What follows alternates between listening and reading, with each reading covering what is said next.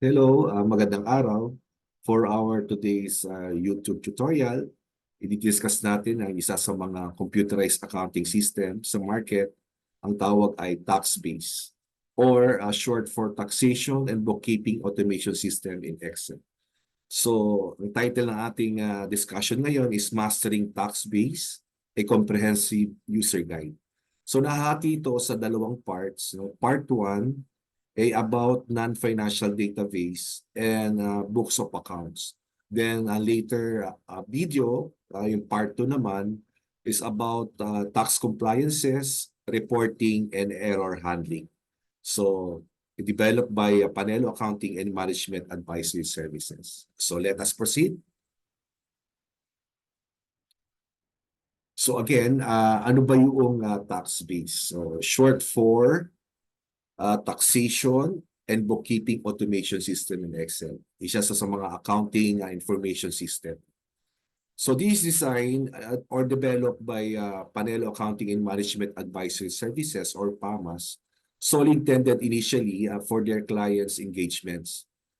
Through the years of various improvements, the company decided finally to offer the system to the public for them to experience also the ease of bookkeeping and tax accounting with the aid of this system. So ano ba yung mga features ng TaxBase? So number one, developed by a programmer who is also a certified public accountant with extensive experience in public practice and academe, a master degree in business administration holder, a certified tax technician, and a member of Royal Institute of Taxation. And yours truly, Jude Panel. Number two, designed to easily record data for bookkeeping and tax compliances based on Philippine settings. Number three, auto-recording of journal entries and posting while entering the data in special journals. So as we go along, i-discuss natin ito kung bakit ito yung mga best feature. When we are discussing or demonstrating the actual accounting system in TaxBase.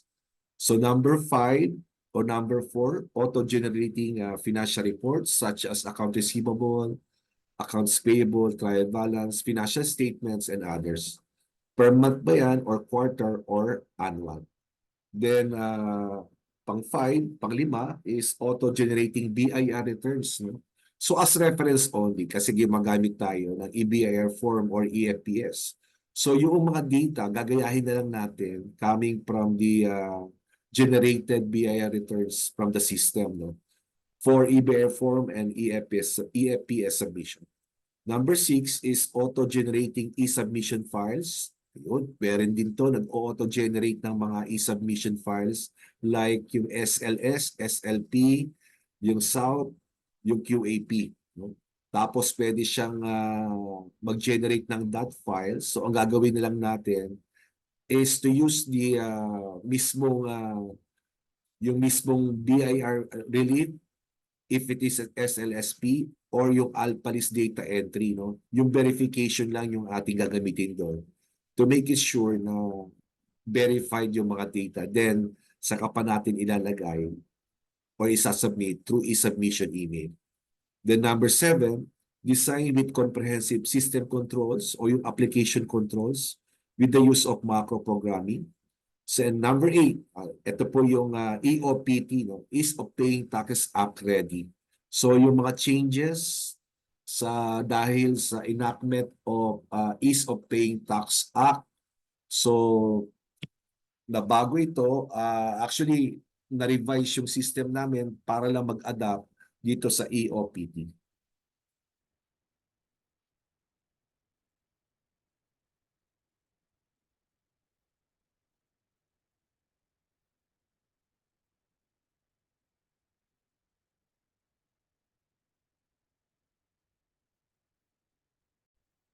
So i-discuss natin isa-isa, no, from login hanggang doon sa paggamit ng mga books pati reporting, no. So therefore, let us start. So let us browse muna yung mga comprehensive user guide. So for logging in, ang password natin default ay 1234. Tapos pagkatapos noon ay papasok tayo doon sa profile. No? So, mas maganda siguro na diretso tayo doon sa demonstration at doon ako magdi-discuss nitong mga step-by-step procedures na nakalist dito sa Comprehensive User Guide. Alright, so let us look at the files.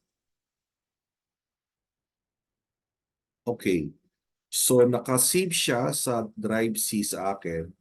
So, kailangan mo mag-create ng folder na tax base sa Drive C kasi may mga features dito na auto-saving yung PDF file para yung mga nag-generate ng mga forms converted into PDF file at pwedeng isend yan at ma-file kung saan man yung uh, pwedeng yung gamitin. Alright, so mag-create ka ng folder ng tax base sa Drive C. Then also mag-create ka ng mga PDF, folder na PDF files. Kung paano ko na-type, no? Ay ganun din po dapat ang gagawin nyo sa folder ng pag-create ng folder. So PDF space files, yung kanina tax base folder, then PDF, walang space dito. So let us open now itong tax base na application.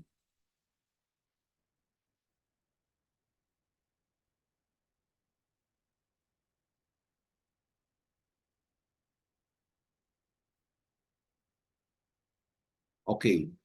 So the moment na nag-open siya, magpa-pop up yung login sheet, no? So either you log in or exit, ito pipindutin natin, o yung repair or max saka maximize, minimize. Yung maximize, ito yung full screen niya. Kapag minimize, nakikita yung buttons sa Excel mismo. So i-maximize natin para kita-kita natin yung mismong system. So login tayo, ang sabi, ang default password niya, enter your login password. So 1, 2, 3, 4, then okay. So you have successfully logged into TaxBase, Taxation and Bookkeeping Automation System in Excel. So let us continue. So una, lalabas dyan pagpasok yung profile. No? Dito yung profile. So dito, kailangan mong magpasok ng iyong information para mag-adapt yung system base sa anong name mo. So in our example, meron tayong last name, De La Cruz, first name Juan, then Garcia, signatory Juan G. De La Cruz, the owner. So assuming single proprietor, no? So ito ay pwede rin naman corporation or OPC. So kapag ito pinindot mo yung corporation, ito naman yung mag-white, then mag-dark naman itong pang-individual. Kasi kapag pang corporation, hindi na importante yung owner, no? Importante yung corporate name, which is the same, minsan same yung trade name din. So balik tayo sa sample, sole proprietor. So trade name, ABC Sample Office Supplies Trading Company. Then we have the contact number. Then PAMAS, email address. Then yung company address, line 1, no? Pwede mong hatiin sa dalawang line. Yung line 1, street or barangay. So kaso barangay, nandito yung barangay. So okay lang naman yan. Number 22 Proctres, Barangay Baclaran, Cabuya City. Then yung TIN, so may mga sample na output dito. Pakigaya na lang. So 1, 2, 3, 4, 5, 6, 7, 8, 9. Sample na TIN ni ABC Sample Office Supplies Trading Company. Then we have tax type. No? Ito importante. Ito yung nagtitrigger ng computation ng VAT, no? Kapag sakali na batable yung company. So make it sure kung anong company ang ginagamit, kung ano ang registration ng company nyo. Either batable ba siya or non-VAT. So kapag non-VAT ang pinili mo, so all of your transactions ay hindi magko-compute ng VAT automatically. No, kapag naman batable naman, compute yan 12%. However, kapag batable, may mga different types din tayo ng batable, no, entity. Pwede siyang yung VAT regular na 12%. Pwede rin kasi siyang VAT exempt, no, yung exempted sa VAT, saka yung VAT zero rated. So lahat na yon ay zero. No? Pero in our case, let us see that the company is a VATable and on a regular VAT rate of 12%. then yung RDO o 057, then yung birthday ng owner or noong kapag corporation naman, yung SEC registration date. Importante yung birthday kasi pagdating sa mga BIR returns, particularly yung 1701, ay nilalagay yung birthday ng taxpayer. Okay? Tapos ano yung mga buttons? So, create new company, create new books, load data from previous, developer access, input key registration, and change password. So, isa-isay natin. Create new company. Yung create new company, kapag to once na binuksan natin, it will create a new company. So, mabubura lahat ito. Lahat ng sinulat mo, then magbablank. Then you will start again ng pag-i-input ng company. So, pwede mo siyang halimbawa, meron ka pang other company, yung branch, so pwede mong gamitin, ipasa mo to. And then, ilagay mo niya para magamit niya. Or, pwede rin naman, kapag in-upload namin to dito sa YouTube din channel namin, pwede mo may access yung trial version nito at pwede mo siyang matest. Okay? So, kapag tinype ko o kinilike ko yung create new company, sabi dyan, do you want to create a new company profile? This will erase all of your current profile and transactions, if there's any. Okay? All passwords will go back to default. Ano yung mga password ba natin? Yung password natin may tatlong klase. No? The first is yung login password. Then the second is yung system password. And the third is yung developer access password. No? So tatlo yan, pero usually yung login, yung 1, 2, 3, 4. Yung system password naman, mamaya makikita mo, pero 4, 3, 2, 1 naman yun. Then yung developer access, o secret yun, kasi kapag pinasok yun, pwedeng ma-edit lahat itong ating system. No? So if you will continue, yes mo lang, and if not, no mo lang. If you continue, papasok mo na yung system password. Iba yung login password, no? Yung login is 1, 2, 3, 4. System password ay 4, 3, 2, 1. Yung default password nila. So, hindi na natin ito itutuloy dahil kapag tinuloy natin ito, mag-clear lahat yung record itong nasa profile, masasayang oras natin para mag-type ulit ng information. Ito ang balak ko na maging sample ng ating company para sa mga transaction later. Okay? So, kakancel ko na. Pagka-cancel mo, 3 beses lalabas to, no? Or kapag meron kang tinype dyan na mali, 3 beses ang chances mo na i-correct. So, ika-cancel ko, okay, invalid password kasi wala akong nilagay. Try again. 1, cancel ko ulit.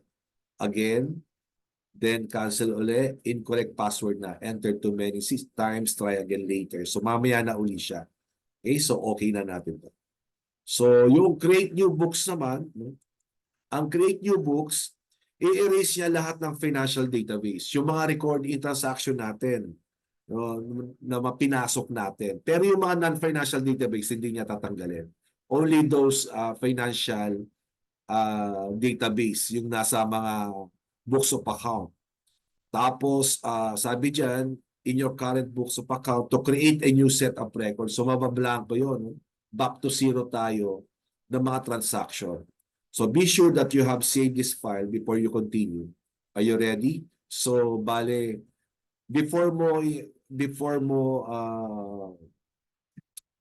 ka mag-create ng new books, be sure i-save mo muna itong original na books mo para syempre kung babalikan mo, pwede mo rin siya balikan. However, kapag naman to ay niyes mo at in-okay, magpo-prompt siya ng provision para i-save mo sa other file para hindi matabunan yung dati. Okay? So, ito ay sa sample natin kasi sabi nga natin, erase lang natin financial database. No? Pero itong mga profile natin, pati mga non-financial database ay hindi mabubura. So later, i-discuss ka natin kung ano yung mga binabanggit ko ng mga technical words. So i-yes natin to.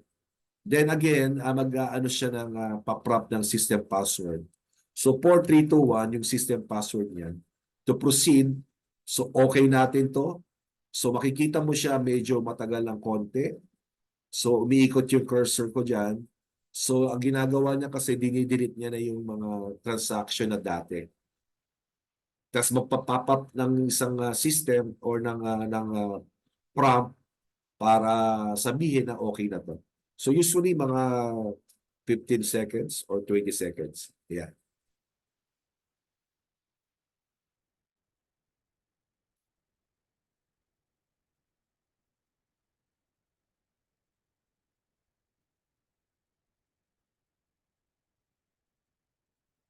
Okay, medyo natagalan ng konti. Marami ako naka-open siguro na file. So successfully created a new books of account, save and rename. Yan, save and rename this file to your desired folder. Once saved, you may now start to record a new transaction. To get carryover balances from previous year, please go to the chart of accounts. Thank you. So ito yung mga procedure na sabi. So i-okay na natin ito. Your data is ready to be saved. Please wait for 1 to 15 seconds processing. Depending on the speed of your processor, click OK to proceed. So magpa-prompt up dyan yung ito. No? Kung saan mo siya, ito yung dating file natin. So ngayon, ang gagawin ko dito para hindi matabunan yan, i-rename natin sa other file name. Ito ay sample. So lalagay ko dito, sample YouTube tutorial. Tutorial.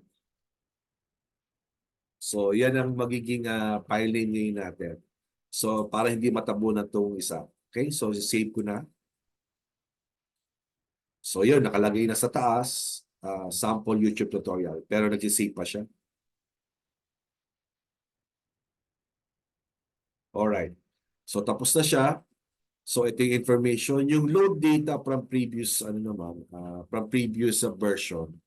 So ginagamit ito, halimbawa nag-announce kami ng bagong version, no?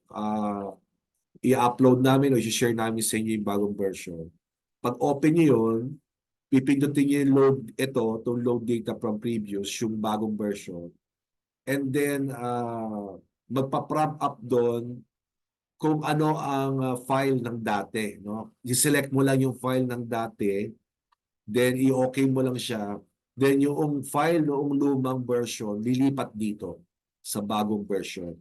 So hindi ka mag-alala na baka magsimula ka ulit, mag-record ulit. No? Hindi na po. Kukunin niya yung lumang data, coming from the old version, papunta dito. Then while using now this new version, magtutuloy-tuloy na tayo. Okay. Yung developer access naman is for the developer. Kapag pinindot mo to, syempre, magtatanong ng developer password.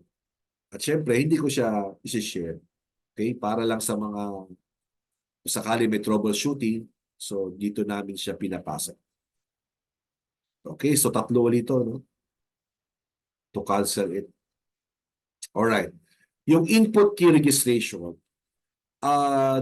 etong pinapakita ko sa inyo is a full version. So, ibig sabihin ng full version, so lahat ng features na pwedeng makuha mula sa tax base ay may makukuha mo as a full version user. So kapag naman yung registration mo ay hindi mo alam, no? So hindi yung code na yon, so mangyayari dyan trial version lang. So kapag nag-upload kami dito, so please expect trial version lang yung upload namin. So may limit yung features at ang isa sa mga limit nun, hanggang 10 transaction ka lang per book. Later, discuss ko ano ba yung book na sinasabi natin. So kapag na-reach mo na yung maximum na pwede mo ipasok, so hindi na siya magtutuloy, magpa-prop up na to avail the full version. Okay?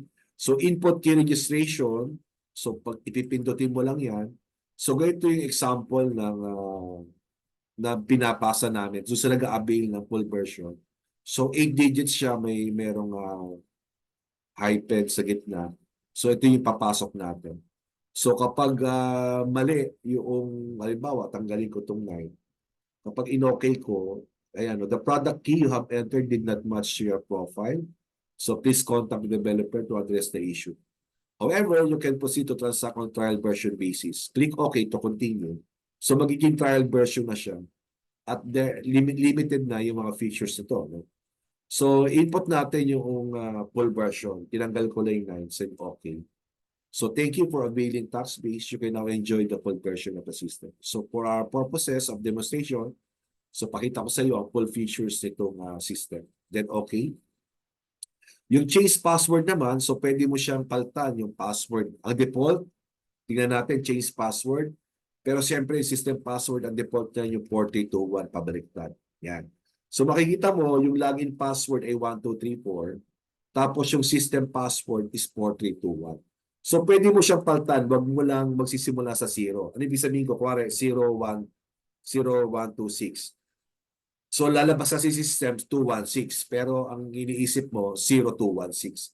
So anything, no, pwedeng alphanumerical, pwedeng alphanumeric o alphabet, I mean. Okay lang. So pwede siyang combination alphanumeric. Okay lang diyan. Okay? So ikaw na bahala kung paano mo ilagin. So kung nakakapital 'yan, so nakakapital dapat yung pagka-typing mo, no. So be sure to make sure na kung ano yung nilagay mo exactly na pag-type dyan sa password na to, yun din natatandaan mo para kapag hiningi ng system, hindi ka, o ma-access mo siya. Now, just in case na nalimutan mo yung key na pinasok mo dito, so contact lang kayo sa amin, isesend mo lang yung profile to, then isesend mo sa email, o later natin to na i-demonstrate. So, yan na, no? So, papalitan ko ulit. Ilalagay ko sa 1, 2, 3, 4. Yung system password, pwede rin palitan. Okay? So, balik tayo. Send profile. Ano naman yung send profile? Okay. Kapag nag-send profile ka, papasok yan doon sa TaxBase PDF files. Kaya sabi ko sa iyo, mag-create ka muna ng folder ng TaxBase. Then sa loob ng folder ng TaxBase, nakalagay PDF files. Then doon papasok yung mga inquiry natin. Okay? So, for example, if you want to avail yung full version, no, naka-trial version lang kasi to, all you have to do is to click this one, send profile. Yan. So, mag-create siya ng PDF. So, ito yung file. So, lalabas dito ito yung kanina, no, send mo sa pamas.mgt@gmail.com, full version. Then, if you want to avail yung full version natin. So these are the contact numbers and the payment or deposit online transfer options. Okay? So saan papasok yan? Doon sa PDF file. So tingnan natin. Dito. Ayun. So ito na yung file, no? Yan, naka-PDF yan. Then all you need to do is write an email addressing to pamas.mgt@gmail.com. Then, ano mo to, i-attach mo to. No, para kapag natanggap namin, lagyan mo na lang ng konting introduction kung bakit ka nag-send ito. For example, if you want to avail the full version, how, attach is our information. So, something like that. Or if there is a problem, no, sir, may problem regarding sa pass, sa key, sa full version key, baka pwede kayong matulungan. So, okay yan. O kaya, other problem, so sabihin nyo lang sa amin para ma-inform kami at magawa natin ang action. So, we go back now. So, almost na-discuss na natin yung sa profile sheet. So, ano sabi dito? Ano yung mga application controls na in-apply dito sa system, dito pa lang sa profile sheet? Una is all with white text boxes are required. So ito yan. So lahat ng white text boxes daw ay kailangan mo mapila pa. O for example, tanggalin ko itong De La Cruz na to. Gusto kong halimbawa i-send yung profile. So please complete the required data information kasi may nakita siyang kulang. O kaya gusto mo nang umalis dito sa profile, mag-home ka na. So hindi ka rin makakaalis. So ang feature niyan kasi ang control na ito ay to control the user na to make it sure yung data ay complete dahil yung mga data dito ay naka-look up or naka-connect doon sa mga other sheets, no, para automatically hindi ka na nagpi-fill up. So if ever na blanco or you leave it blank, yung mga some of the information here, mag-e-error yung system. So therefore, or hindi ma-maximize yung gamit ng system. So therefore, to control it, hindi ka makakalis dito nang hindi kompleto yung fields, no? Yung mga white fields. And at the same time, yung mga gray field, no, nakalagay na dyan, ibig sabihin niya protected. Ito mga to, protected yung mga yan. So for example, magta-type ako dito, magpa-pop up chat. Ayun, no? Protected daw. Pero dito, hindi po siya protected. Pwede mo siyang i-edit. Yung mga side-side, hindi rin pwede, no? Sa mga dito. So hindi rin pwede sa lahat ng mga lugar, hindi siya pwedeng i-edit. Tangi lamang doon sa mga white fields. Okay? So one of the application control na ina-apply ng tax-based system. Okay, so since we have already completed yung profile sheet, now we go to navigate the home. No? So every time na papasok ka, magla-login ka, at kompleto naman to, rekta ka na doon sa home. Okay, punta na ako sa home. Okay. So now, ang discussion naman natin ngayon is about the home sheet at papaano intindihin yung mga nakalagay dito. Okay, so home sheet ay nagpapakita ng system flowchart. Okay. Ito yung pinaka, kumbaga, features ng ating tax base. So nahati ito sa non-financial database. Ito mga kulay dilaw.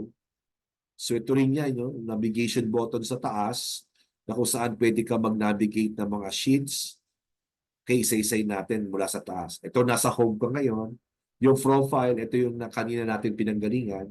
Then customer, database, supplier database, account, chart of accounts yan. We have the sales journal or SJ. We have the cash receipts journal or pwede siyang tawagin din collection receipts journal. Yung PJ naman ay purchase journal. Yung DJ is disbursement journal. And we have the journal itself and a ledger. Tapos we have also the MJE. Ito lang yung sa system natin. So manual journal entry.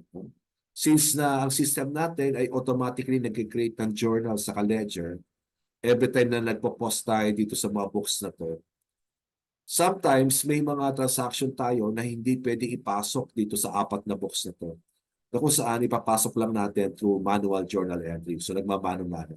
So isa-isay natin yan. Kasama sa part ng discussion natin to. Yung pag-isa-isa sa mga to. Then I have also discussed yung repair button, then maximize, saka minimize. Okay? So sa non-financial database muna tayo.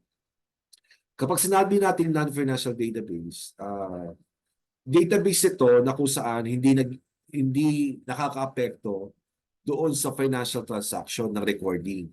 So in a sense na hindi siya nakaka-apekto dahil wala naman siya mga amount na nakalagay dyan. Okay? So, maliban doon sa chart of accounts, no? Kung may lalagyan mo ng beginning balances siya, mayroong ma-affect pa. Pero yet, in a sense na kailangan lang siya, syempre, para mapadali yung pag-input natin at mali yung mga information sa mga reporting. Okay? So, yun ang ibig sabihin ng non-financial database. Then, the second is we have now the financial database. So, magmula yung dito, no? Yung mga financial database, ito yun, either the green or the light green. Okay? Yung green, ito yung mga green, ito yung mga major books of account. Okay? Then we have the minor books of account. So sa understanding natin sa accounting, basic accounting, there are 6 major books. No? Actually, isa then up yung 5 special books. Pero sa system, it treats as all major books, yung 6. Same manner with the BIR, no, if you are a battable entity, kalimitan nire-require ka ng 6 books. No? Ano ba yung mga books na nire-require sa'yo? Etong nasa kulay green. Again, yung SJ is the sales journal. Yung sales journal, dito pinapasok lahat ng mga sales on account. No? Later, i-discuss natin to once we have already nandito na tayo sa portion ng SJ. Okay? Then we have the purchase journal, we have the cash receipts journal, then we have the cash disbursement journal, or simply DJ, DJ nakalagay dito. Then we have a journal, then a ledger. So 1, 2, 3, 4, 5, 6, 6. So paano nag-i-interact itong mga books na to? Okay, once nag-input ka sa sales journal, papasok yung entry papunta dito sa journal automatically. Okay? So once na nagpapasok ka ng mga transactions sa sales journal, papasok sa journal. At the same time, kapag nangolekta ka naman ng sales on account, gagamitin mo yung cash receipts journal, nakita mo yung broken arrow na dalawahan, no? Ibig sabihin, na kumukuha ng information sa bawat isa. Then, sa cash receipts journal naman, after we have posted here, papasok naman sa journal then automatically. Okay? Then yung purchase journal naman, as purchase on account. So papasok yan every time na nag-enter ka dyan ng transaction papuntang journal. Then we have the cash disbursement journal every time na may payment ka sa purchase journal or meron kang cash disbursement. So papasok naman dyan sa journal again. Okay? Then we have the minor books. No? Yung mga minor books are to support, no, yung mga major books, I mean. For example, we have the credit memo. So, napaka-importante itong credit memo ngayon under the EOPT dahil on accrual basis of recognizing BAT output. I mean, BAT output na. Halimbawa kasi upon transaction of sales journal, upon the posting of the billing, automatically nire-recognize na kagad yung BAT output. Now, ang problema, since na sales on account ito, may chance na maging delinquent or maging doubtful accounts. However, you have already recorded yung BAT output mo. Since inabonohan mo to, aabonohan mo kasi yung BAT output na yan kung sakaling may BAT payable. So ngayon, sabi ng BIR ay pwede mo naman siya na i-reverse, no, on the next quarter if napatunayan mo na talagang doubtful accounts na siya kung sakasakali. So therefore, you need to use the credit memo para mabawasan yung account receivable natin doon sa customer. So every time naman na nag-i-input tayo dito, papasok again sa journal. Okay? Same manner, itong debit memo naman, yung purchase journal naman ito. So purchase on account, na-recognize na natin on accrual basis yung BAT input. However, upon certain period, meron tayong mga purchase returns or allowances. So you need to input them at the debit memo account. So mamaya, may mga transaction tayo dyan na mga sample. Okay? So papasok again sa journal. Ito namang manual mode journal entry, yung MJE.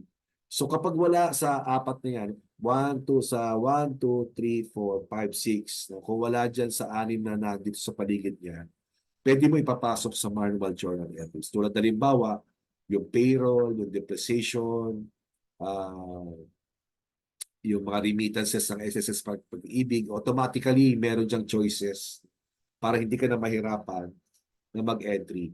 So ang kasi, ang objective ng tax base is as much as possible ay i-limit yung user ng pag-i-input ng journal entries. No? So naka-standard na yung mga journal entries dito. So ang control nun is to make it sure na lessen yung ating error in terms of recording yung on debit and credit. Okay? So ibig sabihin, kahit na hindi ka ganun kagaling sa debit and credit journal entries, so you can still use the tax base without worrying kung anong gagawin mong debit or credit ba or the amount itself. So nag-automatic na siya. Mostly of the transactions. No? Iyan na lang yung pwede mong mano-mano which is hindi na provided ng system. Okay? Now, after lahat ng books na yan ay pumasok sa journal, so automatically nag-create ng journal entry ito. Tapos, once the journal has been completed, or every time na nag-update yung journal, ay nag-update din yung ledger. Okay? So sa ledger naman natin, ito yung kuhanan natin ng report in terms of trial balance. And then from the trial balance, we can create the financial statements. Okay? So yun yung flow ng ating books of account, no? Then at the same time, nagke-create din siya ng mga reports. O for example, account receivable summary. So nag-update ang account receivable summary every time na nagtatransact ka sa tatlong ito. So ano ba yung tatlong iyan? Ayun ang tinatawag nating revenue cycle. Okay? Ang revenue cycle, it is dealing with the collection of or raising revenue for the income o yung collection or income itself. So yan sasabi nating revenue cycle. Yung kabila naman ay sa baba, disbursement cycle ito. Na kung saan itong transaction ng tatlo, ito yung paulit-ulit na ginagawa once we are disbursing or purchasing something. Okay? Ito upon collection naman to. Okay? Upon billing and collection, ito naman upon purchase and disbursement. Okay? So balik tayo, yung AR summary na apektuhan ng every time na pumapasok ka ng sales journal, syempre it will create an account receivable. Kapag nagbawas ka through credit memo, mababawasan yung AR summary. Kapag nagbayad ka ng mga sales on account, nababawasan din yung AR summary. So you can see the line there at may mga arrow papunta lahat dito sa AR summary. Itong tatlong ito. Okay? At the same time, every time na nag-create ka ng sales journal, ng credit memo, ng cash receipts journal, automatically nag-link yan papunta dito sa sales summary. Okay? Sales summary ang ginagamit na basis if you are non-battable entity. So meaning to say, yung mga 8% taxation or 8% taxation or percentage tax naman taxation.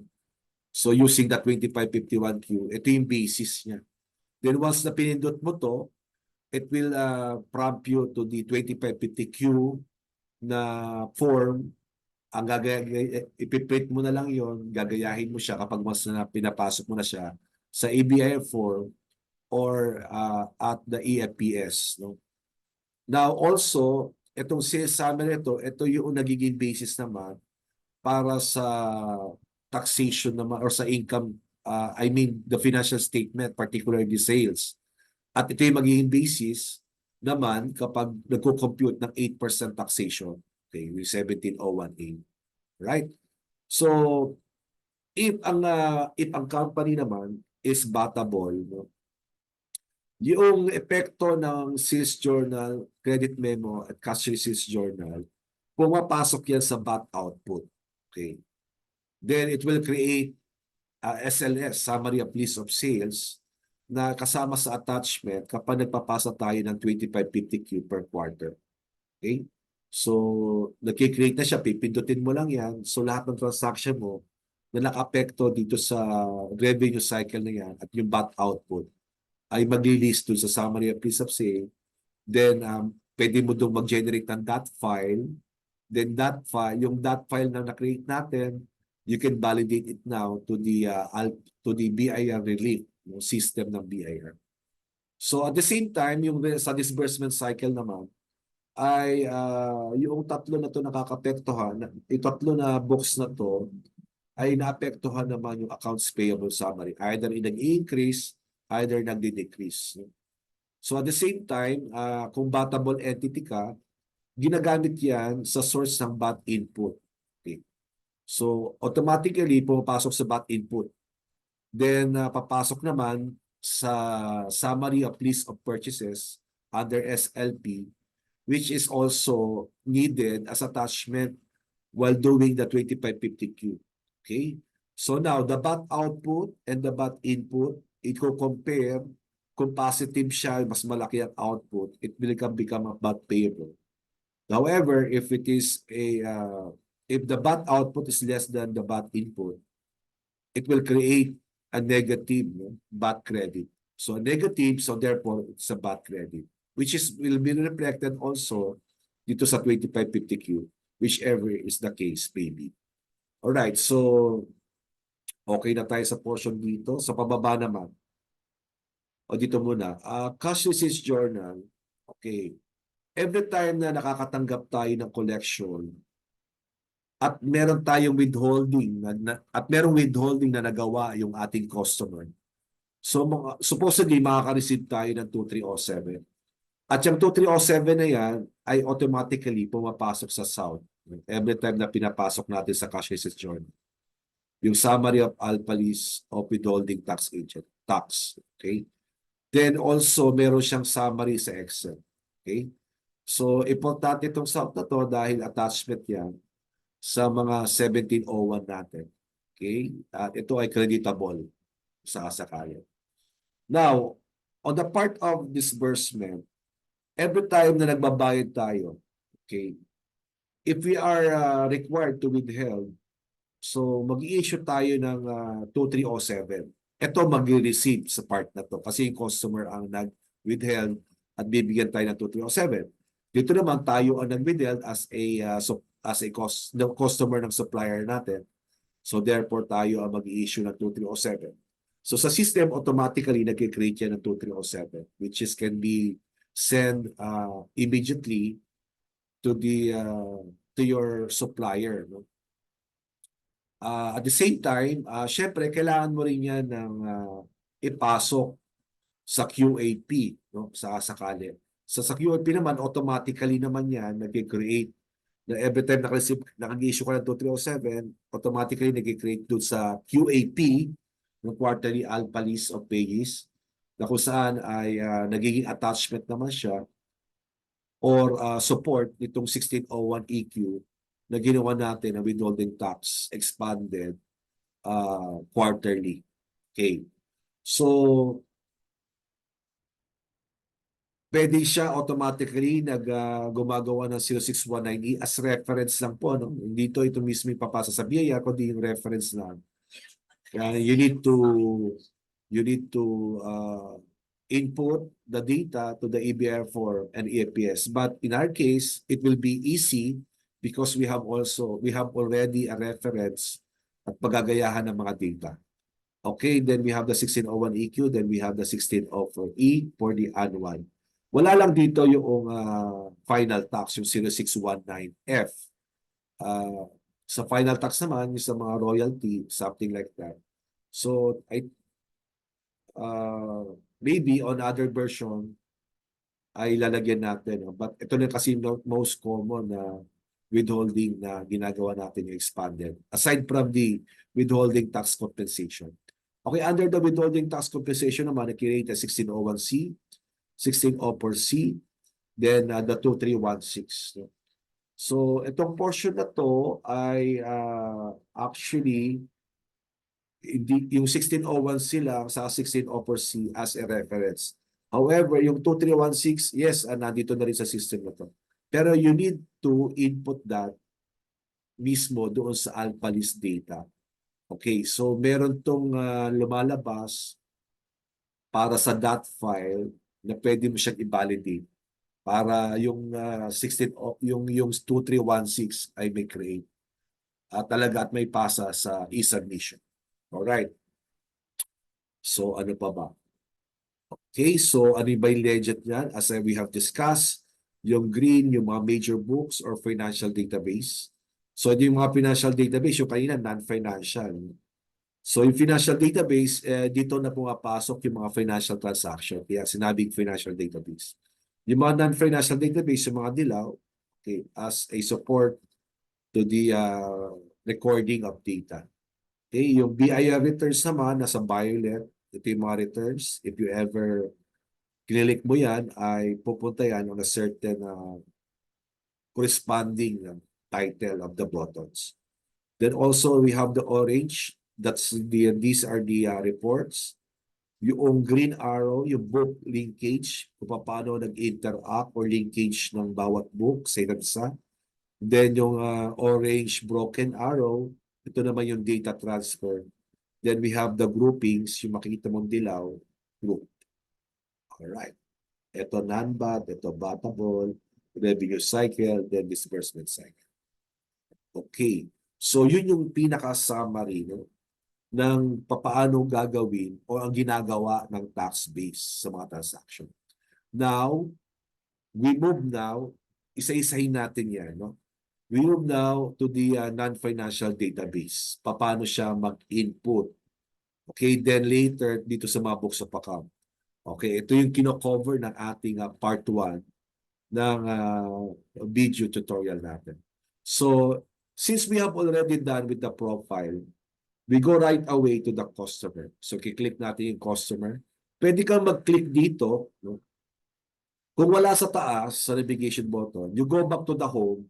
Tulad halimbawa itong credit memo, sa DM, sa yung mga reports, we can access that only by going to the home again para dito mo i-access. Dito sa taas, ito lang yung pinaka-major na uh, mga sheets na pinapasukan natin at kapag nilagay natin lahat ito dito, magsisiksikan at may bring to the confusion of the user. So as a system control, again, application control, so we want yung system natin ay readily understandable, clearly understandable sa mga user, saka simple, saka medyo hindi crowded. Kasi kapag every time na yung system, makikita mo ang daming information. So usually yung mga user na nadidismaya o kaya nawawala na loob, parang sabi ka, ang hirap pala nito. Ang daming pinipindot. No? So in our case, marami siya pinipindot dito dahil ito talaga yung pintahan. No? This is a home page or home sheet. So dito nakabulto lahat yung mga pupuntahan. But for as long as you have understand the flow chart or the system flow chart, so makikita mo na yung presentation, paano nag-work yung tax base. Okay. So sa navigation button na tayo, okay na tayo dito. We now to the customer. So since we have created a new books, nakablanko yung mga database natin. Pero kapag nag-create ka ng new books, hindi to mawawala yung dati mong records sa customer. Ang mawawala lang yung record mo dito sa mga green at yung mga green, light green. Okay? Pero dito sa mga non-financial database, if you create a new book, hindi to mabubura. Pero sample kasi natin is talagang blank lahat para maisa-isa natin, no? Kaya nga comprehensive yung guide natin paano ginagamit ito. So mula sa pag-i-input ng data at pagka-transact. So now, on a customer sheet, no, the non-financial database, add or delete customer. So kapag nakakita ng ganito, new, save, and delete. So ito yung mga buttons para i-transact. Okay. So if you're going to put a new here or click the new, so yung cursor pupunta dito. Okay? And also, lahat yan, yung white fields, yung nasa taas, ay pwede siyang i-edit. Pero yung mga iba dito sa baba, hindi na siya pwedeng i-edit, maliban doon kasi may title yon. So ito, lahat, pati dito, wala. So dito ka lang, nakalimit as application control, limited yung user, no? Na kung saan para to make it sure, ito lang yung pwede mong mabalot. Teka lang, kanina pa ako system or application control. Ano ba yung application control na sinasabi? So, let us see the definition. So, application controls, ito yung, this is a security practice that blocks or restrict unauthorized application from executing in a way that put data at risk. No? So, ito yung mga application control. Una, bine-verify yung transmitted data. So, either verification using the password or login password or the system password para ma-access siya. Tapos, bine-verify mo yung data to be transmitted. For example, pag-input ka doon ng certain date or certain text, so nililimit niya kung date ang pinapasok, hindi ka pwede magpasok ng kung ano-anong data doon, not unless date yun. Or kung special character, pinagbabawalan kang mag-input ng special character. So hindi mo siya masisig, magpa-prompt yung data. Okay? Number 2, yung validating data sent out of the system. So parang binerify niya, tapos validate niya kung halimbawa nga date yung pinapasok, kung date ba talaga. Authenticating information. So Ito yung usually mga key para ma-access. So, kailangan dapat may full version key or whatever. The ensuring output reports are protected, no, from disclosure. So, yung mga reports natin, minsan kailangan ng access para mapasok, no, kung sakasakali. Then, guaranteeing the input data is complete and accurate. So, yung parang ginaya natin sa profile sheet kanina, hindi ka makakalis doon at unless complete yung information na ipasok natin. So, going back. Okay.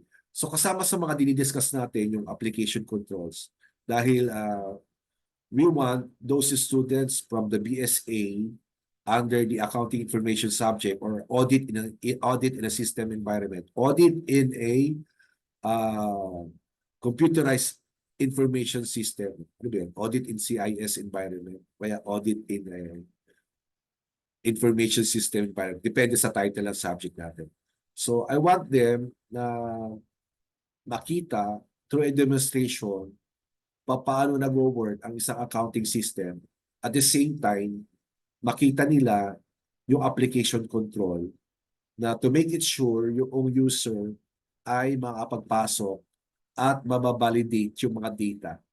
Kapag pinasok mo dito ay basura, basura din lalabas. So therefore, to minimize yung basura na pinapasok natin, yung mismong application control ang nag-filter ng mga data to make it sure na malesen yung garbage na information. So, going back, so na-explain ko na mabuti to. So, I think, so now we go to the new, no? So, pasok ka daw ng TIN. Kapag nakita ka ng mga asterisk dyan, ibig sabihin yan, these are required field. No, hindi masisave yung data mo kapag walang field. So, under the customer, ay merong TIN, the company name, or trade name. Then if it's an individual, so meron kasing single proprietor at merong corporation or partnership or OPC. Kapag yung mga single proprietor, kailangan may makita natin yung owner's name mismo dahil dito nakaregister yung TIN ng mga single proprietor.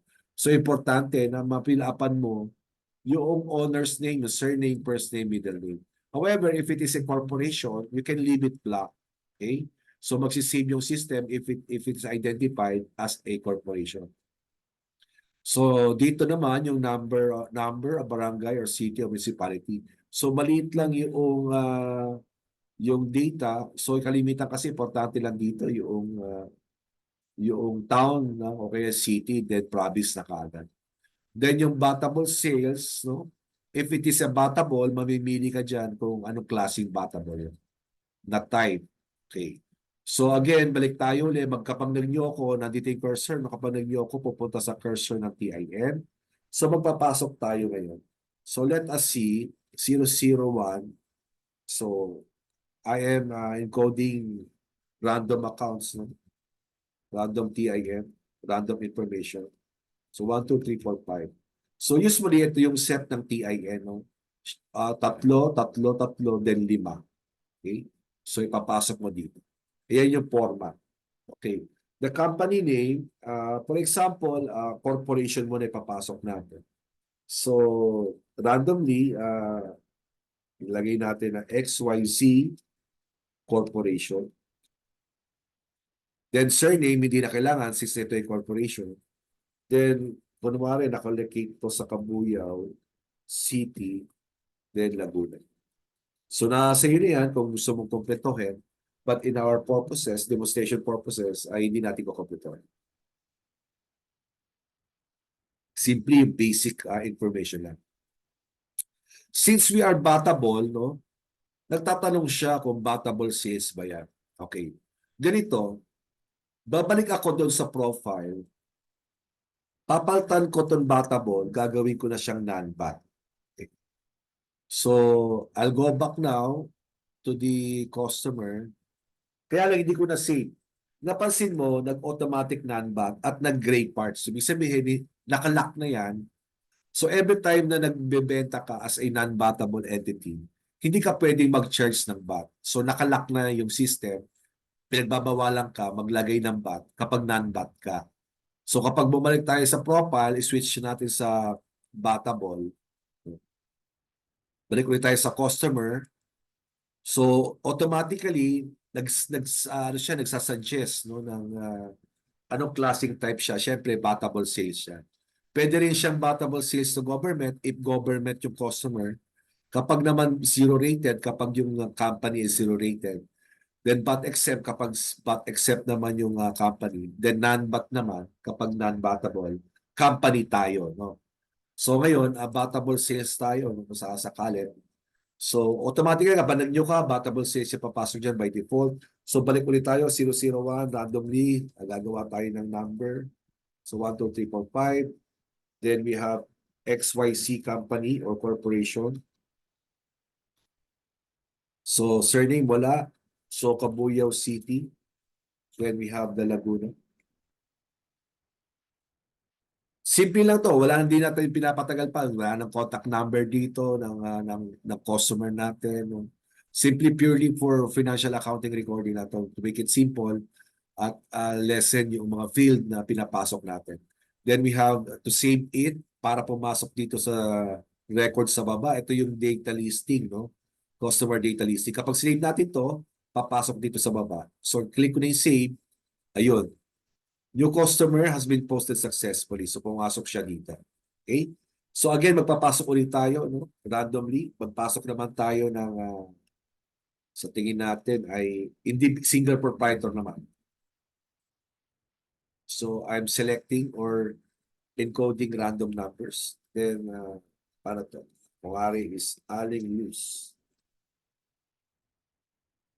Office supplies. Trading. Okay, so we have the surname. Kunwari is surname Soriano. First name Luz. Oops. Luz.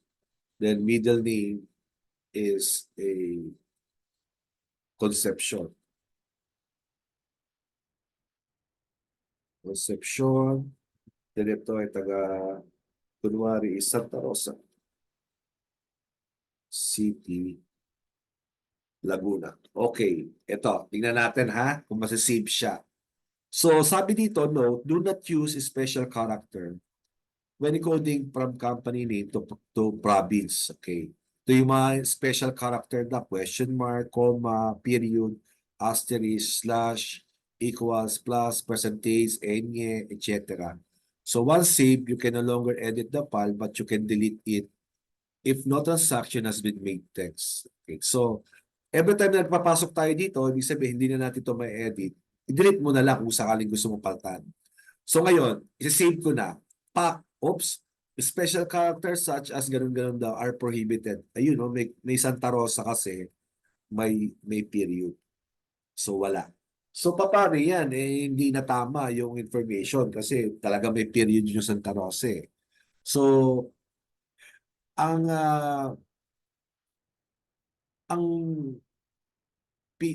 purpose talaga, objective ng ating tax base is for tax accounting purposes. Okay.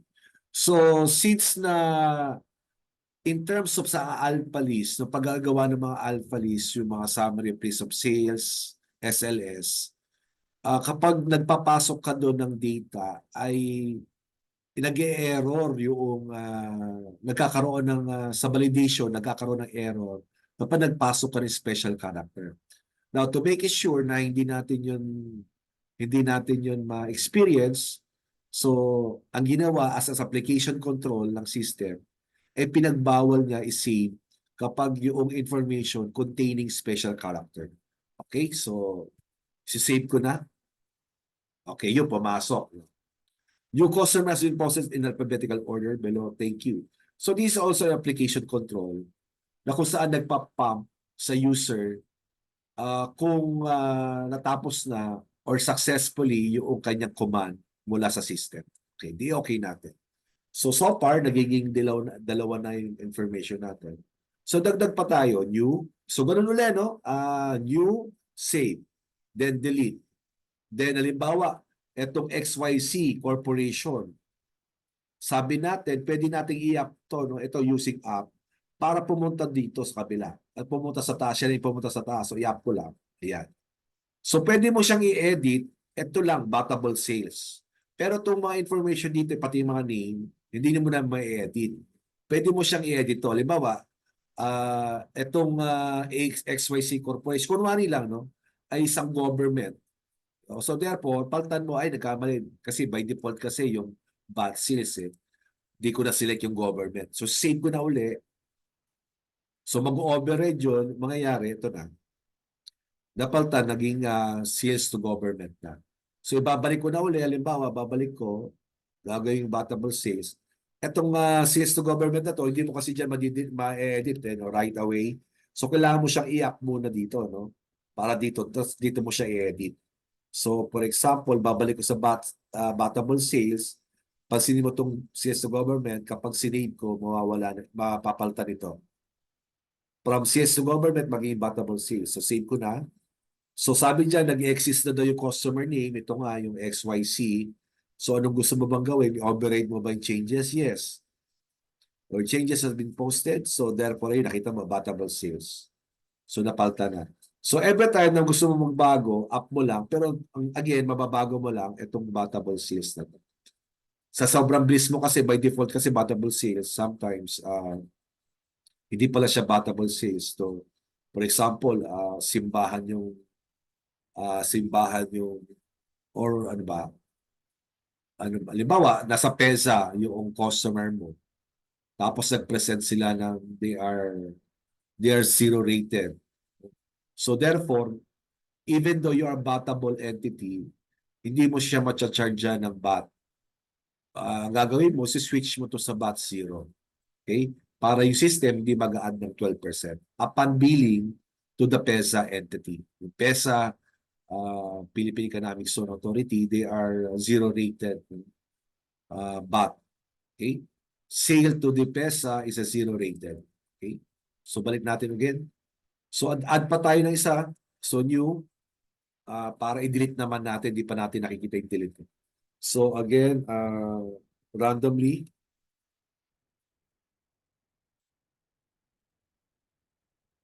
okay, so company name, paano kapag branch? Kasi mga branch may 1, may 2. So okay lang kasi kapag sa SLS, SLP, ang kinukuha lang naman yung 6, no? Yung 6, yung 3, yung first 9, yung hanggang 688 lang. Ito, kino-consolidate na ng system, sinasama-sama na siya sa sa pag-report. Okay? So, company name,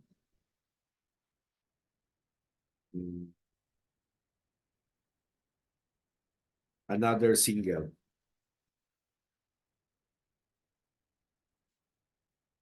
Mari ay JDL.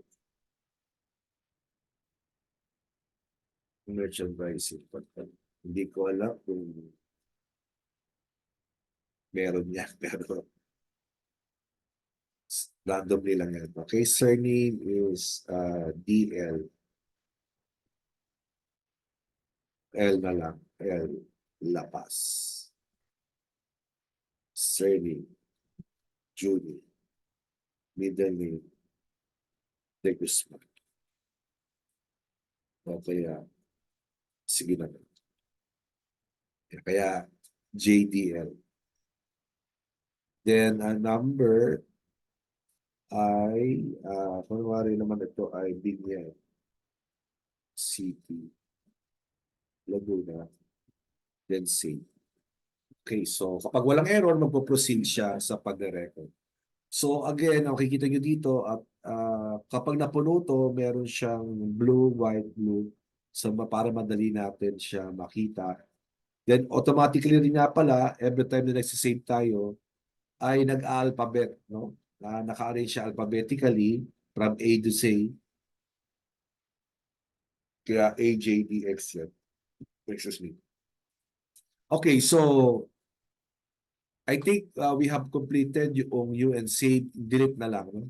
For example,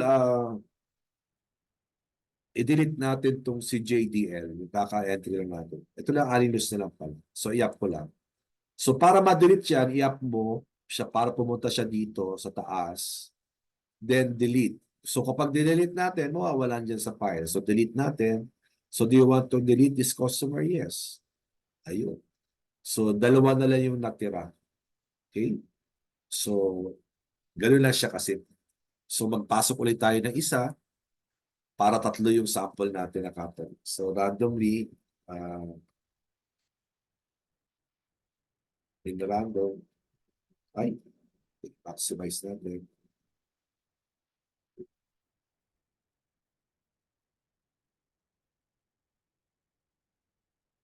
Oh, isa nga pala, pwede mo itong, halimbawa, naka-maximize siya. No? Pwede mo pindutin yung escape. Kapag in-escape mo, parang mami-minimize din siya. Or something parang minimize din, then maximize para mawala ulit. Okay? Para ito lang yung nakapokus sa atin. So, company name, another siguro corporation na lang. Kapag corporation, nag-start din sa mga, corporation na lang. So, XYZ, si ABC na. Parang ABC yata itong sample natin. MNO Corporation. Okay, so wala itong surname sa first name, middle name. So ito naman talakalamba. Pabagtan po yung mga talakalamba. Okay, so save. So yun. Pumapasok dyan, then mapapansin mo alphabetical. So mag-u ulit tayo para makita mo ulit. Kunwari, letter A. So supposedly dapat dito siya sisingit. No? Mag-u ako. So,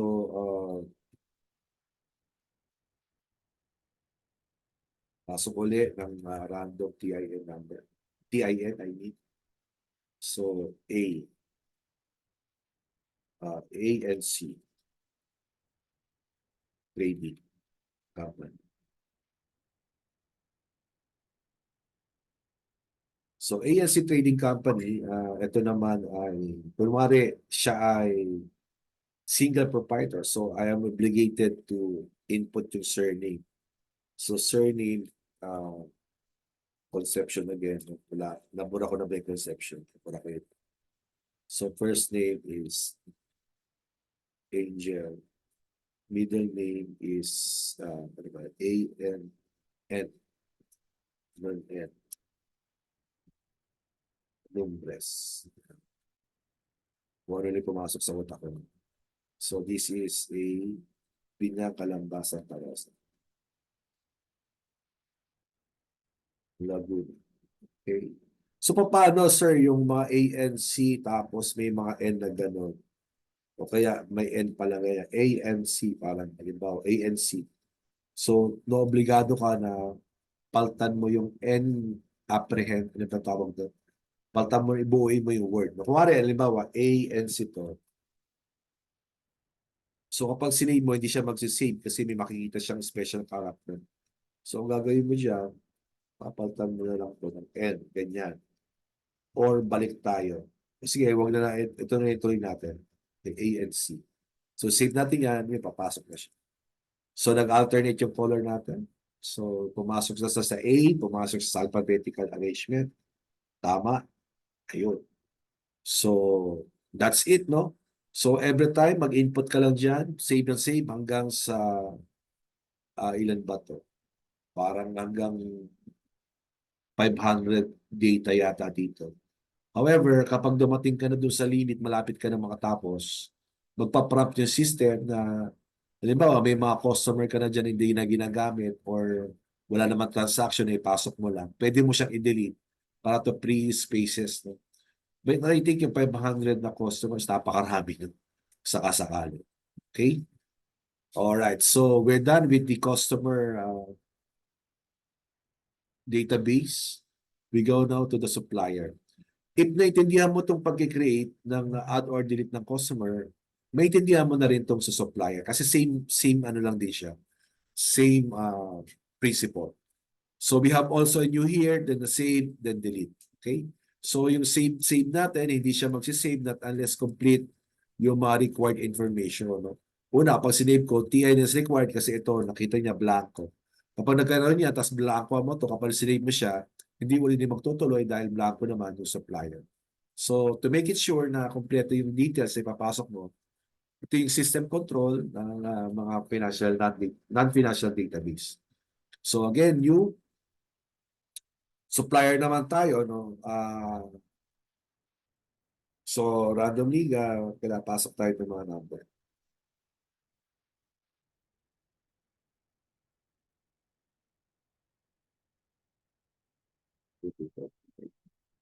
So, supplier. Naubusan na ang pangalan. Gumawa rin na lang. Supplier A. Supplier A single. So, single proprietary yan. Ang surname niya, para mabilis na tayo, no? Si supplier, first name, si A, si middle name, single. Huwag na nga lang. Si X na lang. Then we have, kunwari is San Pedro.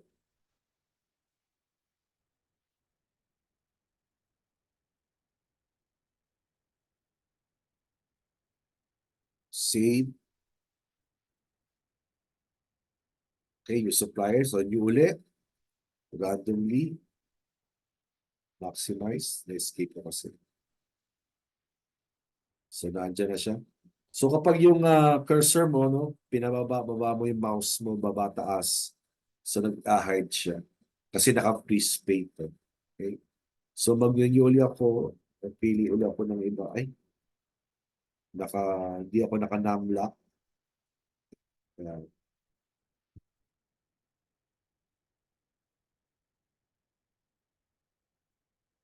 So, we have now supplier B corporation.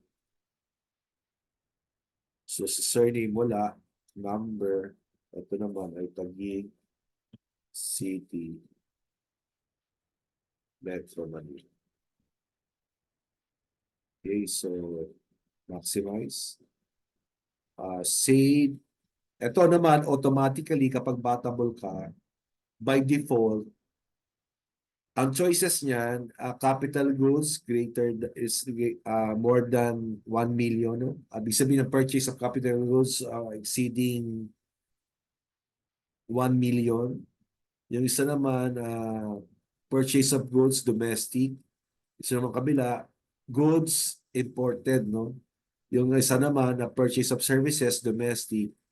Yung services naman, foreign, non-resident alien to. Then we have the input, no input, then others, then not applicable. Mapapansin mo, may mga code dyan, 21C, 21E, G. Eh, yun yung makikita mo sa 2550Q under ng pagbuo ng BAT input. No? So, pumapasok yan kasi doon sa BI returns later sa 2550Q. Kung ano yung tax code doon ay yung ang tawag ba dito. Basta yung code number para pumasok sa field na yon. Okay? So, hindi ka na mahihirapan. So, ngayon, every time, halimbawa, ang ibig sabihin niyan, kunwari sa supplier B, every time na bumibili ka dyan, no, kay supplier B, ay domestic goods ang binibili mo. So, kapag ang company naman na binibili mo ay services, so lalagay mo services domestic. Okay? So, switch mo to depende sa anong klase ng supplier mo para yung report mo ay maging tama. Okay? At talaga nakadetail. Pero by default, kapag every time na nag-renew ka, nandito yan sa purchases ng goods domestic. Okay? So, save ko na. So, okay, nag-alphabetical ulit na save, supplier A, si B. So, then i-up mo lang ulit, same manner with the customer database. No? Pwede mo siyang i-delete or resave by validating or by changing yung type ng purchases niya, BAT type purchases. Then delete, mawawala dyan.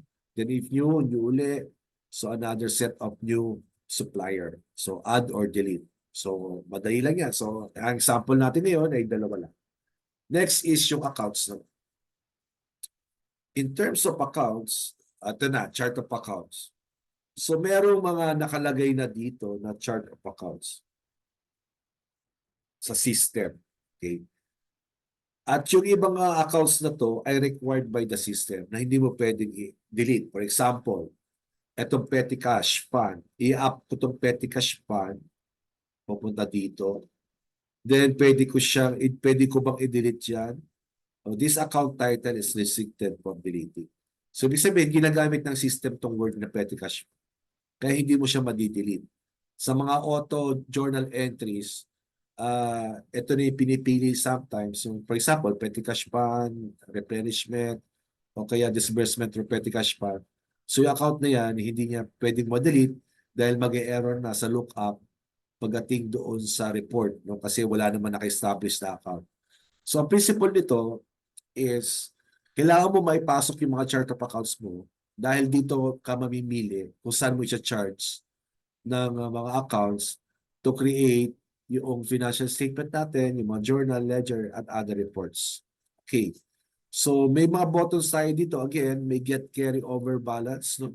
Halimbawa, meron kang dati na dating conversion ng tax base, no? Kung ayaw mo nang mag-encode isa-isa ng mga carrying balance from luma, so pwede mo siyang i-look up yung mga balances para maging beginning balances mo. So in that case, hindi ka na mahihirapan at notify ka na sa mga beginning balances.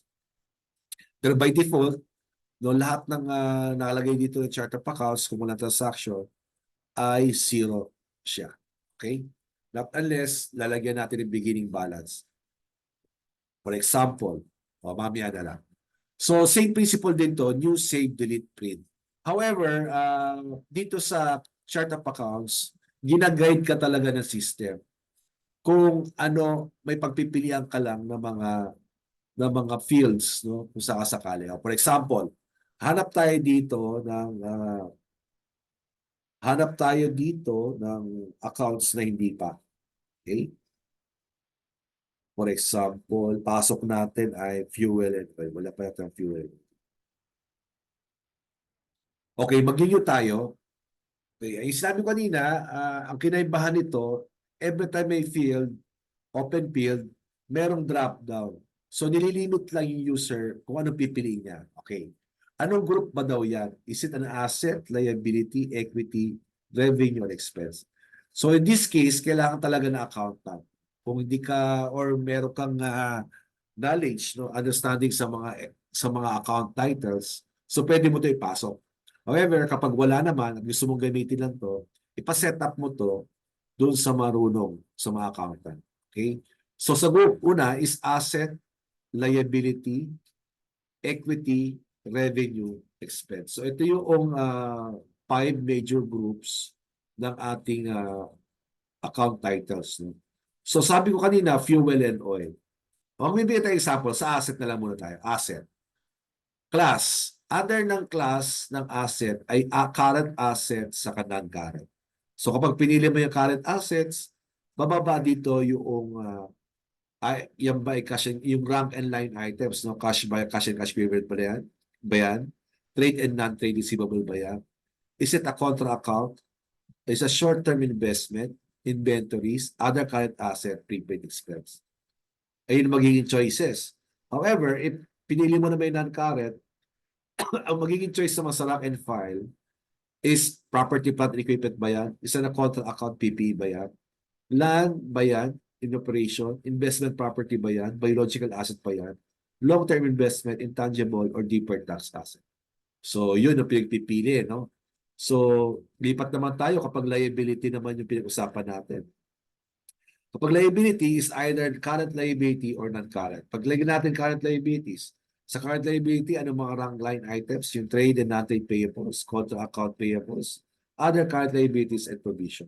Kapag naman sinabi natin na non-current liabilities, so we have a long-term liability, other long-term liability, and deferred tax liability. So, okay. So, tapos na tayo. No? Yung equity naman, under the equity, either single proprietor ba yan or partnership. Kapag ito kasi ay yung pangalan ng owner, yung capital. Is it a corporation? So for example, gusto mo maglagay ng retained earnings, sharing. Pero meron na yata dito yan. Income and expense summary ba yan na account? Okay, sa equity yan. Then revenue, under the revenue, either income or other income lang to. Okay? If it is an income, this is a sale or goods or services or contract. Ito, pinagsama na to. No? Dati kasi meron tong sale of goods, tapos yung under 52, sale of services. Magkahiwalay. Pero ngayon, since na-EOP na tayo, pinagsama na yan, no? Sale of goods or services. Then we have the contra account in income. Then on expense side, ano mga class yan? Is it the cost of goods sold, cost of sales, cost of services, operating expenses, and other expense? Cost of goods sold, kapag yan, syempre, manufacturing, so meron tayong direct materials, direct labor, factory overhead, and a contra account sa direct materials. Okay? Kasi may purchase return yan. Okay? Kapag naman cost of goods, cost of sales, ang cost of sales, ito yung mga merchandise and trading company na kung saan either purchases siya or a contra account purchases. Okay? Under naman ang cost of services, so if the type of your business is providing the services, so pwede siyang direct labor use in service, yung materials use in service, overhead use, sa contra account sa materials. Kasi yung materials again, ay pwedeng magkaroon ng purchase return. So, ano pa? Operating expenses. Operating expenses, dalawa lang to, general, administrative, saka selling. Okay? Kapag naman ay other expenses, wala naman. Okay? So, ano pa? Yun lang. So, balik tayo, no? So, ayun yung mga choices. So, asset tayo, expense pala pipiliin natin dahil fuel and oil yung papasok natin. Yung fuel and oil is under operating expenses siya. Then rank file is under general administrative. I'm talking about general na fuel and oil. Kasi kalimitan yung fuel and oil ay ginagamit, halimbawa sa production. Meron din account sila doon under the either direct materials or overhead, factory overhead. So in our case, nilagay natin sa pure operating expenses, fuel and oil. Ito na yung account title, ito na yung pinaka-account title na gagamitin. Ito yung rank, class, group, then yung account title mismo. Makikita mo dito, yan, naka-highlight na konti yung color ng text dahil hindi naman siya importante. Importante siya in a sense na ito talaga yung pinaka-importante. Okay? So, itong part na account title. So, save natin, if it has a beginning balance, so, expense naman yan, kalimitan, nawawala yan after ng December 31 or end of your period, reporting period. So, save ko na. Yung account title is processed successfully. Okay, thank you. Punta natin. So, nasa general administrative na dito tayo. Fuel and oil. Ayun. Okay?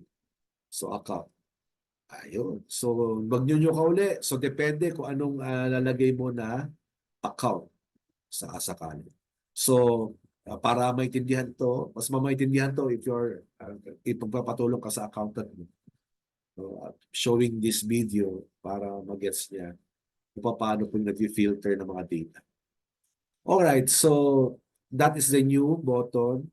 Yung save button kapag sinave, delete, i-up mo lang but input deeper. Ito wala na tong but input deeper ngayon. But input na talaga. Dati meron kasi yan, pero ngayon wala na. Dini-deeper dati yung wala pang accrual basis EOPT mandatory. No? Pero kasi meron cash basis kasi dati to. Ngayon, wala na. Puro accrual talaga to. So, ano pa ba? So, gano'n lang mag-add. Mag-up naman itong up button. Itong plus na to, later, while we're doing the books of account na. So, we need to say, babalik dito sa chart of accounts kapag may hinihingi na account. So, isa-select mo lang to, pipiliin mo lang yung plus. Papunta na yan sa books na kung saan kailangan mo.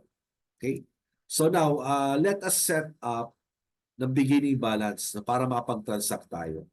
So, minsan lang naman ginagawa to sa kasakali. Ang kalimitan nagkakaroon ng beginning balance ay yung mga naasa balance sheet accounts, yung asset, liabilities, and equity. So, in our case, cash in bank, maglagay tayo dito 100,000. Gawin na natin 1 million. Cash in bank. Okay? So, save natin. Kapag sinave natin to, maapektuhan, supposedly, dapat mag-create siya ng journal entry. So anong journal entry nito mamaya? Okay? Kasi hindi pwede maglalagay ka ng cash tapos ano kabangga niyan doon sa sa liability and equity. O later, kapag nag-create ka ng beginning balance, may kabangga yan. No? So save ko na. Yan. Account title is already existing. We want to override changes? Yes. Account has been processed successfully. Okay, yun. Nag-create ng beginning balance 1 million. Teka, halimbawa kung capital to, dapat may kabanggayan doon sa liability. Tingnan nga natin yung capital ko na talaga. Ayun. No? So nag-automatic doon sa capital not adjust ng 1 million. Okay? Sa journal, nag-create kagad ang journal niya. Punta natin yung journal. Actually, wala. Pero mamaya lalabas yan siya. Okay. Customer. So, later sa journal lalabas. Tingnan natin yung ledger. Ayun. Sa ledger, pumasok na siya. So, 1 million. Ayan, capital 1 million. 1 million yung cash, then 1 million yung capital. Pumasok sa ledger na. Okay? So, pabalik ulit tayo doon sa accounts. So, pwede na tayo mag-transact. Ngayon, pwede bang, limbawa, GCash natin. Pasok natin as part ng cash yung GCash. Kasi pwede cash in bank, niname mo yung cash in bank kung sakasakali, lagi mo PNB, BDO, something like that. So, mag-create ako ng, kumare GCash. So, asset plus current asset, cash and cash equivalent. This is a cash, GCash. Cash from GCash. Kasi kalimitan ginagamit na ngayon yan sa mga transaction, may company GCash yung company may company GCash. So diyan nagpapasok. O kaya mga online banking. So pwede yan lagay mo dito. So save ko na. Ayun, so cash from GCash. Okay. Pwede mo siyang i-delete. Delete. Kung ayaw mo, so bumalik ulit, nawala yung GCash. Okay? So, yun lang. Pero sample natin, cash in bank sa petty cash pa. Cash. Alright, so, ano pa bang hindi natin na backup? Sa tingin ko, okay na. So now we move to the updating of the books of account. No? The first is the sales journal. Yan. Sales journal. Okay.